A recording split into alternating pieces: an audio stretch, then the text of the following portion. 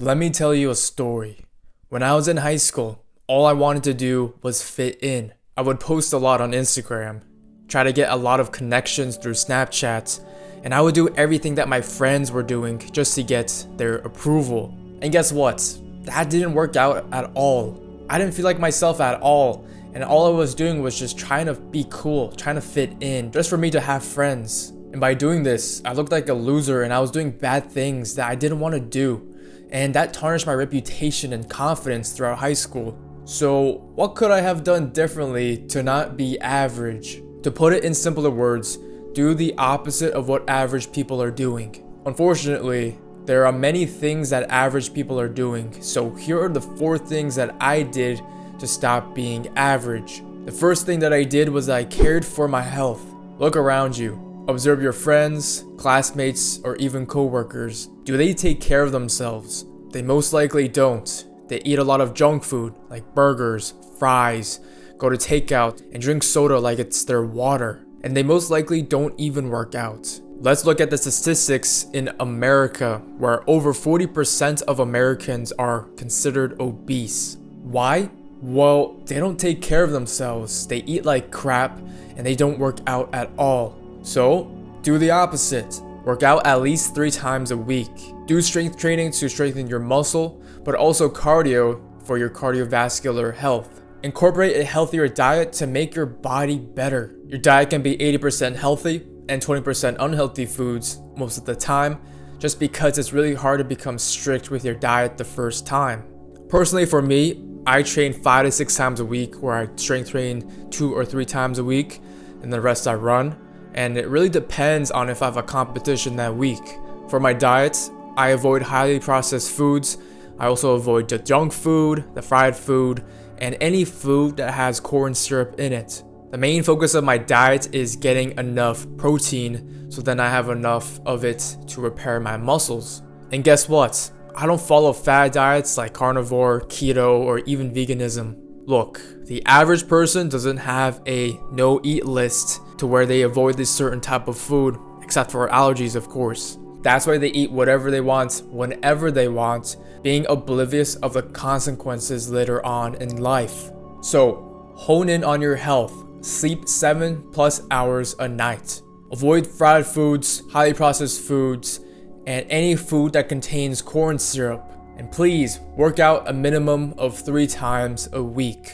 The second thing is that the average person is constantly on social media. I don't know about you, but I've been seeing a lot of people glued to their phones with their heads down, walking across the streets, or just walking around in general. Or even in between sets in the gym. They do their set, they sit down, they open their phone, they probably go on Instagram or TikTok, and they scroll for at least 10 minutes before their next set. And it's even more depressing to see people on their phones during dinner time, especially at a restaurant, when the whole point of that dinner was to have a social interaction, to have a nice little chat or be with your family, being away from technology. And with us being constantly on our phone or most likely on social media, that just destroys our ability to focus and socialize. So here are some rules I follow with my phone. The first rule is that I don't use it while I walk, if I'm with someone, or I am conversing with someone. The second rule is that I don't have social media on my phone. The only ones I have is Twitter and Facebook, but I don't use those at all. I like to use Twitter just to post my thoughts. The third rule is that I have my phone in grayscale. It helps me not be addicted to the phone, because when you see all these colorful images or pictures, you just get more encapsulated with it, because you're like, wow, look at this animation, look at this After Effects animation of this manga, it encapsulates you, makes you more addicted, it makes you more hyper focused on this because it's amazing colors, it's amazing animations. But if you put it in grayscale, you're less likely to be amazed by what you see. So then you're like, oh wow, look around me. There's a lot of nature around me that I can look at. There's a lot of color. And look at these green leaves, man. Like, there's a lot more color and life around you than just what's on your phone. The fourth rule is that I disable most of my notifications. So what that means is that I don't get email notifications, I don't get app notifications except Discord because I have a lot of club stuff I need to attend to, and messages just because I have to, text my girlfriend or my friends just in case, but most likely I don't even get them. My phone's in another room to where I don't have to hear or see it until when I want to see it. The whole point is that you don't want to have a notification like Netflix saying, oh, watch this new show, or on YouTube where your favorite YouTuber just posted a video, or even Instagram or social media like that where you get a notification to open it up and view whatever they posted, like a story or a post or a reel. The last rule is that I keep my phone out of the room when I sleep. So before I go to bed, I have a charger right here outside of my room where I put my phone there and I go sleep. So then when I wake up, I have an alarm clock to where it just wakes me up. And then the first thing I do is I wake up. I don't just wake up and then sit in my bed while I scroll on social media like a lot of people do. I'm able to wake up, go out of my room, and then just go through my morning routine. And with these rules, I feel more present and aware. It's like when I spend less time on my phone, I don't have to worry about, I have to check this new post. Oh, I'm bored. Maybe I should scroll on my phone. It's all avoided because I don't have social media on it. It's in grayscale. It's less appealing. And I don't have a lot of notifications on it. I only have the important apps that I need the notifications for. And whenever I feel the tendency to scroll, I start to read. I have a bunch of textbooks I need to read for my classes, but I also have a book that I want to learn from. Whenever I'm bored, I just open it up and I read it. And instead of constantly listening to music, I like to listen to podcasts to gain more information or more perspectives on a certain topic. The main point is that a lot of people are limited and hindered by their phone usage. So set boundaries between you and your phone. Use it as a tool. It shouldn't be an escape. It shouldn't be a cure to your boredom. You'll be able to focus a lot better and achieve your goals faster when you put your phone down. The third average thing is that we limit ourselves by our label. Unfortunately, we have limited ourselves with a label. For example, I can't socialize because I'm an introvert, or I can't gain muscle because I'm skinny. Sure, it may be a factor where it takes you more time to either gain muscle or become more comfortable with talking to other people, but it can still happen. Once you start to label yourself or you make it an excuse to why you can't achieve something, you'll never make progress. You have to reframe the situation. So what you can say is that I might have a tendency to be introverted. I might have the tendency to not want to socialize, but I can try. I can be out of my comfort zone to try to learn to at least be comfortable with talking to other people, even though my social battery might be a little low. I know it's a big hurdle, but it's something that you can overcome by practicing.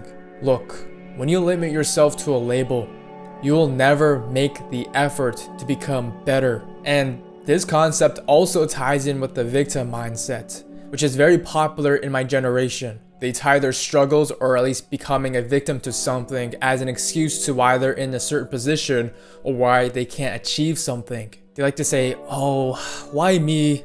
I can't make it out of this life because of this. Someone did this to me and I can't succeed. Cut the bullcrap. If you want to stay average, do that.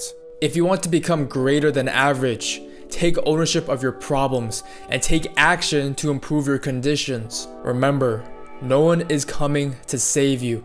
The last thing that average people do is that they seek external validation.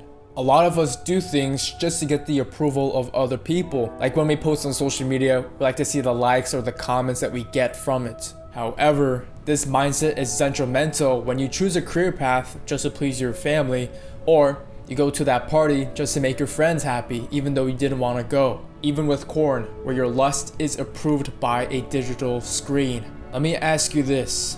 Why do you want to live the life that your parents want when it isn't even their life? Why do you wait to do something until someone tells you to do it, or you get the verification or the validation to do it? For example, you ask your friends about a business idea that you have, but you won't start it until you get all the yeses. The average man wants to suppress others and get the validation so he feels like he's doing something right. Back in the day, I would ask my manager or even my friend, hey, am I doing this right? Is this okay? I had no confidence in myself in doing something. because I didn't want to mess up and make that other person mad. Even with all the Snapchat stuff back in the day, I would try to get as many girls as I can just to look cool in front of my friends.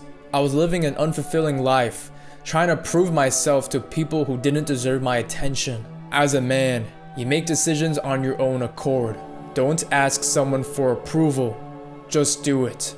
You are the leader of your life. Fulfill your own standards. Only you know how much effort you put into that thing, and that's all that matters. So, treat your body like a temple. Don't limit yourself or become a victim to a label. And seek internal validation, knowing that the work and effort that you put in is the proof itself. Take care, bro. If you haven't already, check out last week's video right here.